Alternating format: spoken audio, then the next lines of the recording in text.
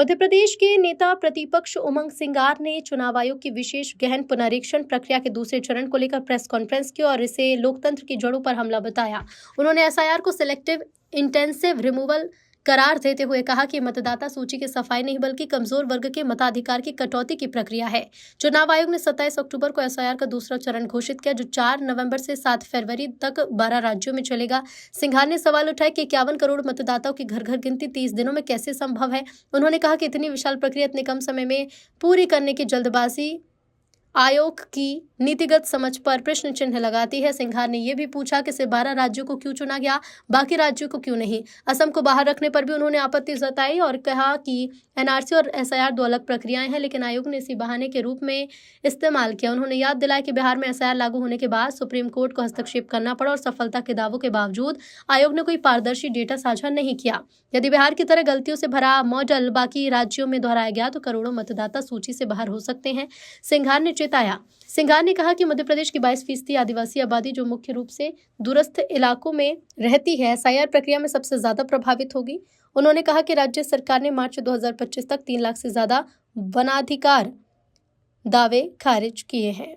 सम्मानित पत्रकार साथियों और सम्मानित हमारे साथी विधायक नारायण पट्टा जी, निश्चित तौर से देश के अंदर एसआईआर 12 राज्यों में हो रही है।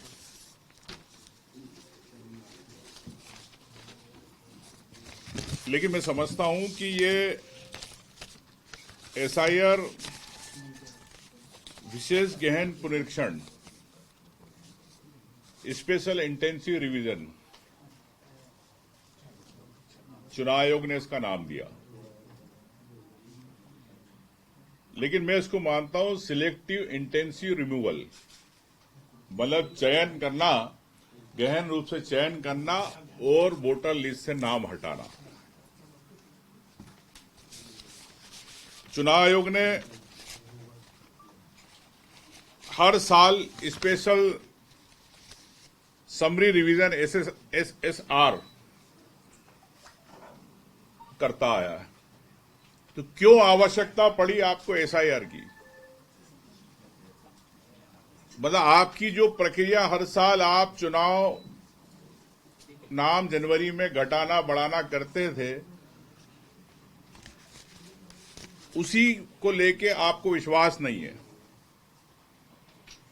मतलब आपकी प्रक्रिया में ही आपको विश्वास नहीं है, तो जनता को कैसे विश्वास होगा? मैंने वोट चोरी को लेकर 19 अगस्त को भोपाल में प्रेस कॉन्फ्रेंस करी थी।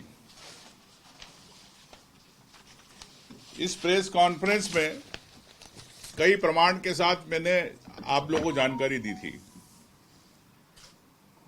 लेकिन आज तक मध्य प्रदेश चुनाव आयोग, चाहे केंद्रीय चुनाव आयोग, भारत शासन ने आज तक इस पे एक जवाब नहीं दिया। यह अलग बात है कि बीजेपी ने प्रेस कॉन्फ्रेंस करी, चुनाव आयोग के पक्ष में एजेंट बनके और जवाब देने का प्रयास किया। मैंने स्पष्ट कहा था कि 2 महीने के अंदर 16 लाख वोट बढ़े थे। वो चुनाव आयोग ने एक पत्र निकाला था 9 जून 2025 को, जिसमें स्पष्ट लिखा था कि जो सूची रहेगी, अंतिम सूची के बाद जो नाम जोड़े जाएंगे, वो किसी को ना दिए जाए, ना किसी वेबसाइट पर डाले जाए। आपको भी मैंने इसकी जानकारी दी थी। आज तक प्रदेश और देश के चुनाव आयोग चुप बैठे, और मैं समझता हूं कि ये मध्य प्रदेश के अलावा मिजोरम, राजस्थान, तेलंगाना, कई जगह इस प्रकार का आदेश हुआ था चुनाव आयोग का, लेकिन चुनाव आयोग ने इस पे कुछ नहीं कहा। तो जब चुनाव आयोग अगर गड़बड़ी कर रहा है देश का, तो हम एसआईआर को लेके, एक गहन पुनरीक्षण को लेके, मतदाता सूची को लेके हम कैसे विश्वास करें? मैं मानता हूं प्रदेश में 5.5 करोड़ वोट है, 5,65,00,000 समथिंग, लगभग 65,000 वोट आपके मतदान केंद्र है।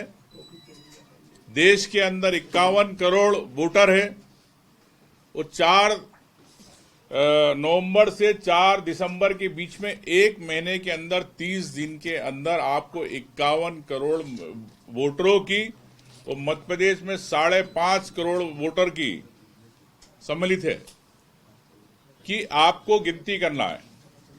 1 महीने में कैसे संभव है, ये बड़ा चुनाव आयोग का अजूबा काम हो रहा है। आपको हर व्यक्ति के कागज भी लेना है, उसका प्रमाण पत्र लेना, जो 13 की सूची जारी करी चुनाव आयोग ने। तो मैं समझता हूं कि ऐसी स्थिति में एक पारदर्शिता कैसे रहेगी। वो सिर्फ 28 से 12 राज्यों में क्यों, बाकी राज्य में क्यों नहीं? अभी असम में चुनाव होने वाले, असम के अंदर आप नहीं करा रहे। आपने वहां पर नेशनल सिक्योरिटी को लेके, national registered of citizen NRC को लेके आपने बहाना बना दिया कि इसलिए हम नहीं करा रहे। मैं समझता हूं कि चुनाव आयोग जानबूझकर इसको जल्दबाजी में करना चाहता है और जल्दबाजी में करने का मतलब लाखों मतदाता छूट जाएंगे। बिहार में हुआ, पहले 60 लाख थे, फिर आपने उसको लगभग 40 से 42 लाख करे आपने। कईयों को आपने हटा दिया और जो बाहर काम कर रहे थे मजदूर, उनके नाम आपने डिलीट में डाल दिए कि वहां पे एब्सेंट थे, मिले नहीं। आप जानते बिहार में कई करोड़ लोग बाहर काम करते हैं। तो बिहार से ज्यादा मध्य प्रदेश, राजस्थान, अन्य राज्य मिला के यहां पर ज्यादा जनसंख्या है। तो हमारे यहां 2011 के हिसाब से, आंकड़ों के हिसाब से मध्य प्रदेश के अंदर 20/7/2023 को एक राज्यसभा में सवाल किया गया कि मध्य प्रदेश में 2011 के हिसाब से अनुसार जनगणना के अंदर 25 लाख से ज्यादा लोग बाहर काम करते हैं। 11 की बात कर रहा हूं, 2025 चल रहा है। तो लगभग मैं कह सकता हूं कि 40-50 लाख से ज्यादा लोग मध्य प्रदेश के बाहर काम करते हैं, मजदूरी करने जाते हैं या रोजगार करते हैं। तो क्या एसआईआर के अंदर 1 महीने के अंदर क्या उनको मध्य प्रदेश आना पड़ेगा अपनी प्रामाणिकता देने कि हम यहां के निवासी हैं? अगर वो नहीं आए तो उनके 50 लाख नाम लगभग कटने की तैयारी चुनाव आयोग कर रहा है। तो क्या ये भारतीय जनता पार्टी की साजिश नहीं है चुनाव आयोग के माध्यम से अगले चुनाव को लेके? अगर 50 लाख वोट कटता है तो आप समझ सकते हो कि मध्य प्रदेश के अंदर किस प्रकार से भारतीय जनता पार्टी अपनी बिसात बिछा रही है अगले चुनाव को लेके। जब 16 लाख वोट बढ़े आखिरी के 2 महीने में 2023 में, तो कैसे उन्होंने 30-40 सीटों का खेल हुआ, ये मैंने आपको प्रमाण के साथ दिए। तो जब 16 लाख वोट पे ये स्थिति बनी, तो क्या 25 से 50 लाख वोट पे क्या स्थिति बनेगी? ये मैं प्रदेश की जनता को बताना चाहता हूं कि 1 महीने के अंदर किस प्रकार से जल्दबाजी के अंदर करना चाह रही है। साथियों, वो विशेष रूप से आदिवासी मतदाता, जैसे अगर बात की जाए तो सबसे ज्यादा पलायन वो करता है आपके मंडला डिंडोरी क्षेत्र से, चाहे हमारे धार जो झाबुआ तरफ से गुजरात जाते, इधर से महाराष्ट्र जाते, कई जगह जाते। 22% आबादी आदिवासियों की,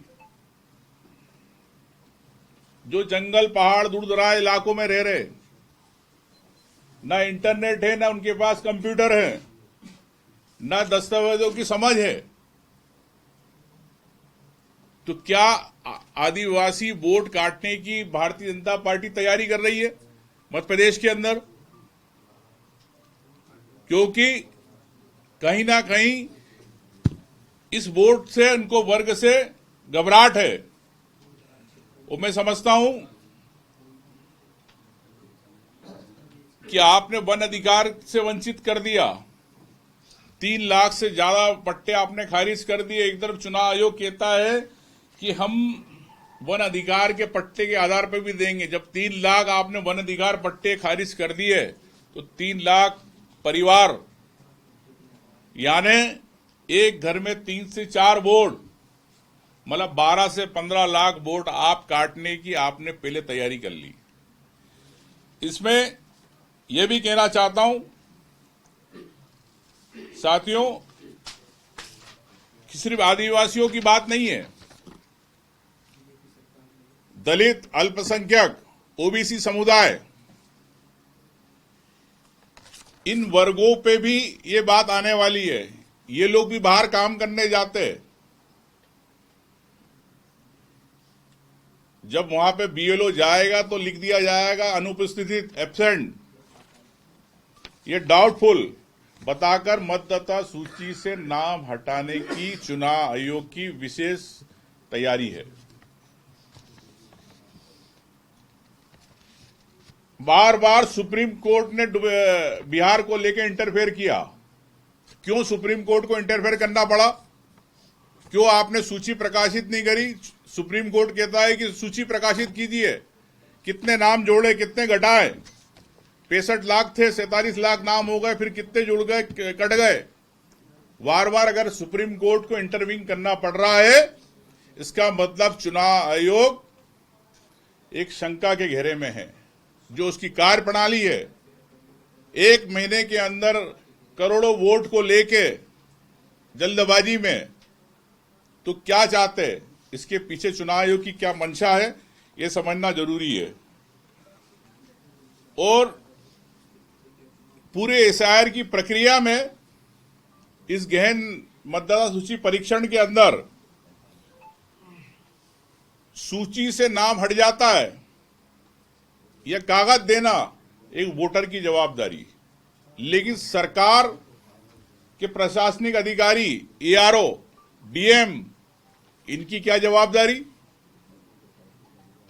चुनाव आयोग जनता पे, आम मतदाता पर जवाबदारी डालना चाहता है, लेकिन प्रशासन में बैठे कलेक्टर हो, चाहे एआरओ हो, चाहे सीईओ हो, इनके पास क्या? और ये सिर्फ आपत्ति और प्रक्रिया इतनी जटिल है कि नाम जोड़ने घटाने की 6, 7, 8, 9 जो भी है संख्या फॉर्म की, क्या आम वोटर ये प्रक्रिया पूरी कर पाता है? नहीं कर पाता। तो ये मैं समझता हूं कि जो प्रक्रिया चल रही है, ये मतदाता सूची की सफाई नहीं है, ये लोकतंत्र की सफाई है।